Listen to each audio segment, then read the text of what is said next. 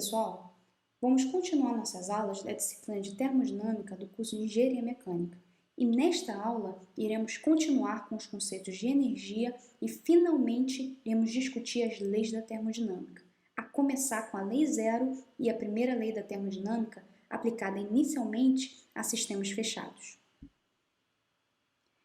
Na aula passada, nós discutimos as relações entre energia, calor e trabalho. Um ponto importante foi a adaptação do conceito de trabalho advindo da mecânica clássica, que diz que o trabalho de uma força é o produto escalar dessa força pelo deslocamento, em consideração ao ponto de aplicação dessa força. Então, vamos adaptar esse conceito para a nossa abordagem dentro da termodinâmica. Vimos que o trabalho é um fenômeno de fronteira, pois assim como o calor, é usualmente definido como energia que pode cruzar a fronteira que separa o sistema do seu meio, da sua vizinhança. Essa fronteira pode coincidir com as paredes físicas do sistema, como a gente pode ver aqui, ou pode ser imaginária. Então, definimos na aula passada a força com a pressão. Já que consideramos que a expansão ou compressão do gás é feita de forma lenta o suficiente para que a perturbação provocada dentro do gás contido no conjunto cilindro-pistão tenha tempo suficiente para chegar numa nova condição de equilíbrio. Isso nós chamamos em aulas anteriores de processo de quase-equilíbrio ou quase-estático, lembra? Caso o processo seja feito de forma rápida demais, não teríamos a mesma situação.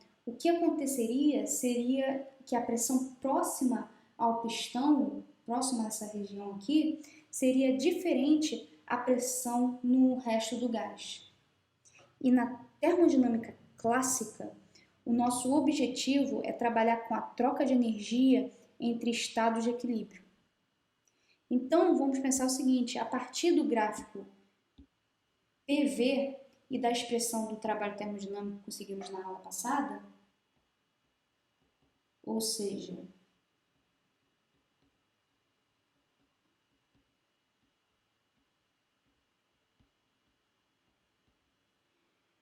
pode-se obter uma interpretação geométrica da integral do trabalho, que será a área embaixo dessa curva aqui.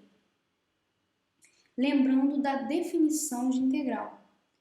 Mas é importante salientar que a convenção de sinais deve ser lembrada no cálculo do trabalho, quando temos processos de expansão ou compressão. No caso aqui mostrado, é um processo de expansão. Então, pela nossa convenção estabelecida na aula anterior, o trabalho é positivo. Caso o processo seja isobárico, temos o cálculo do trabalho como trabalho de 1 a 2, P, a pressão é constante, então vai para fora da integral, V2 menos V1. O trabalho aqui é positivo por ser um processo de expansão.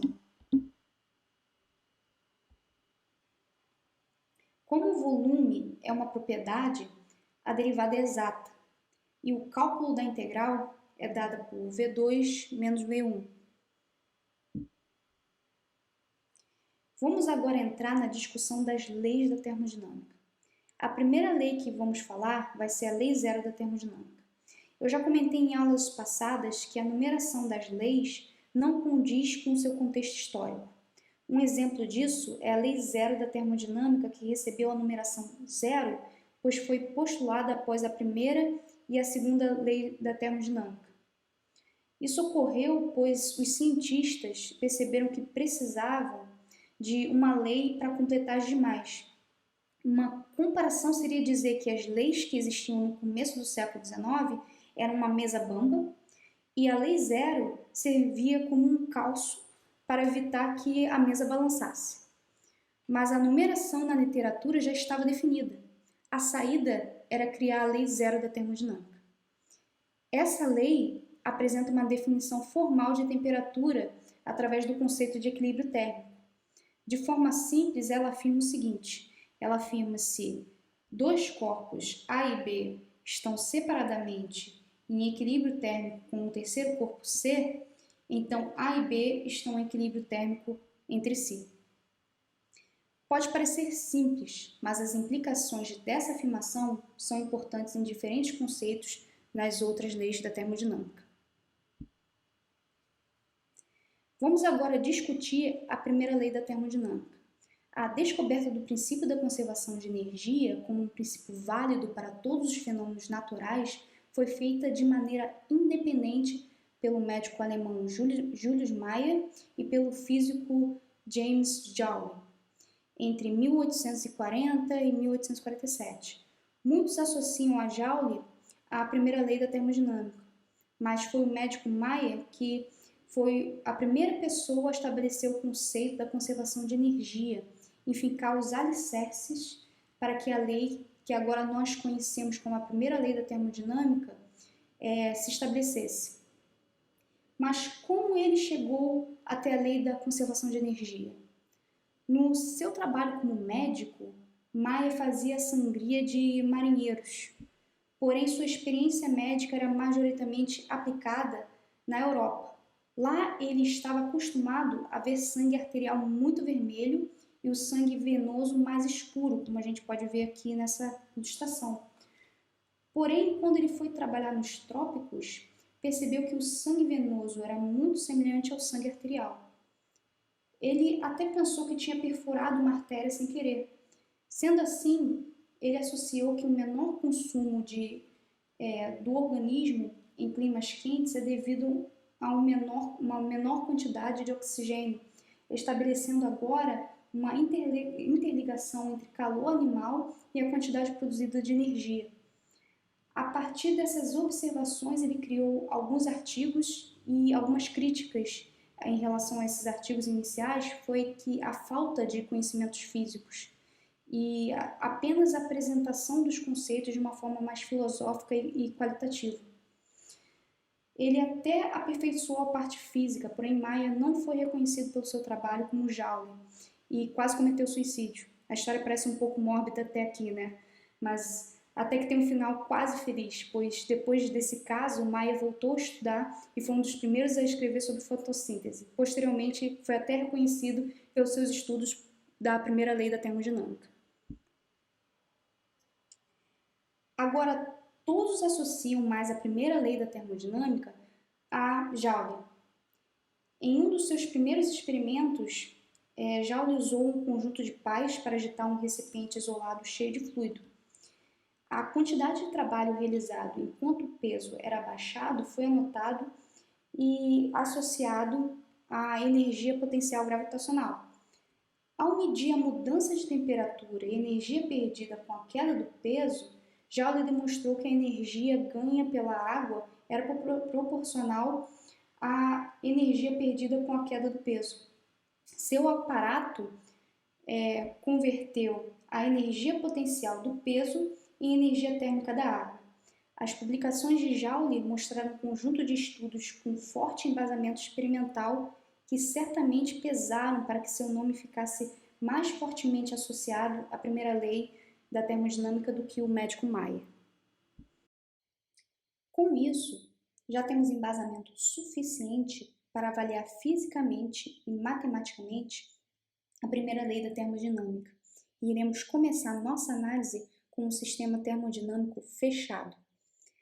Lembrando que o sistema fechado trabalha com uma quantidade fixa de matéria, sendo assim a conservação da massa é dada por dm dt de um sistema é igual a zero. Como não tem fluxo de massa nem entrando nem saindo, isso aqui é verdadeiro. De acordo com o expresso pela primeira lei da termodinâmica, só existem duas formas de energia armazenadas em um sistema, potencial e cinética. A variação da quantidade de energia de um sistema em um intervalo de tempo t é igual à transferência líquida de energia na forma térmica para o sistema, através da fronteira, menos o trabalho líquido realizado pelo sistema através da fronteira durante o mesmo intervalo. Isso é basicamente a nossa primeira lei da termodinâmica, que é descrita como variação de energia total é igual ao calor menos o trabalho. A convenção utilizada aqui está implícita na declaração de Rudolf Clausius, que originou inicialmente com o estudo de motores térmicos que produzem trabalho útil pelo consumo de calor. Isso foi na Revolução Industrial. Vamos falar um pouquinho mais disso quando a gente estiver falando da segunda lei da termodinâmica. Vocês podem até ver em outros livros, textos, um mais em vez de menos aqui. Porém, a forma da primeira lei como está sendo apresentada foi devido à convenção de sinais adotadas anteriormente. Quando o calor é positivo, quando a gente está vendo na balança de energia aqui do lado, tende a aumentar a energia do sistema. Já o trabalho, quando entra no sistema, é negativo e tende a aumentar a energia do sistema, já que temos negativo com negativo. A variação da energia total é composta por alguns termos. Então, a gente tem variação da energia interna, mais variação da energia mecânica, mais variação de outras formas de energia. Variação da energia mecânica, vamos considerar variação da energia potencial e a variação da energia cinética, sendo que a variação da energia potencial vai ser dada por mg V2 menos E1, ou seja, a altura, a diferença da altura. Já a cinética foi dada em aulas anteriores, V2, V1. A energia cinética, a energia potencial são propriedades extensivas, assim como a energia interna, então podemos escrever dessa forma aqui. Considera-se que a variação de energia associada a outras formas de energia é igual a zero, ou seja, considera-se formas de energia termomecânicas. O balanço de energia pode ser escrito na forma de taxa, sendo o primeiro termo, que a gente pode ver aqui, a taxa de variação de energia de um sistema inteiro. O segundo, taxa líquida de energia transferida para o sistema inteiro. E aqui a taxa líquida de trabalho, potência, realizada pelo sistema inteiro.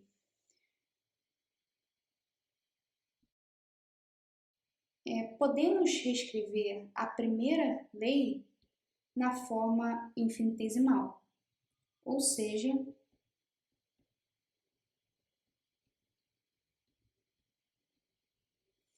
lembrando que para o calor usa-se o diferencial inexato e para o trabalho também.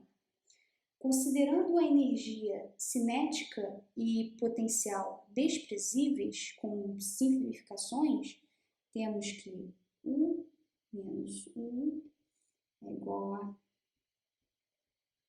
menos trabalho. Na forma de taxa, podemos reescrever isso aqui como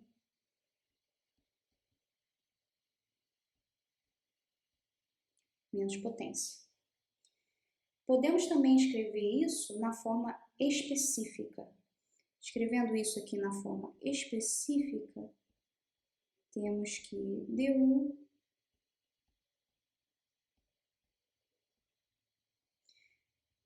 onde a unidade vai ser watts por quilo. Onde, lembrando, massa Q ponto taxa de transferência de calor sobre M. Mesma coisa para potência. E podemos ainda considerar o regime permanente. Lembrando que para regime permanente,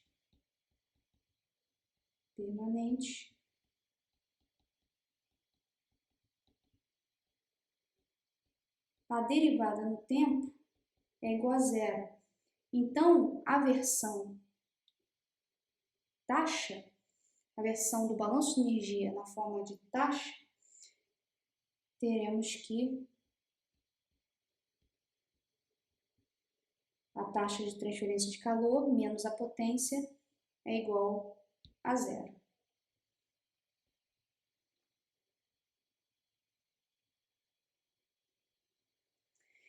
Então, pessoal, essas são diferentes formas da equação da primeira lei da termodinâmica. O uso dessas formas vai depender do problema, das variáveis dadas no enunciado, lembrando que este caso foi deduzido para um sistema fechado.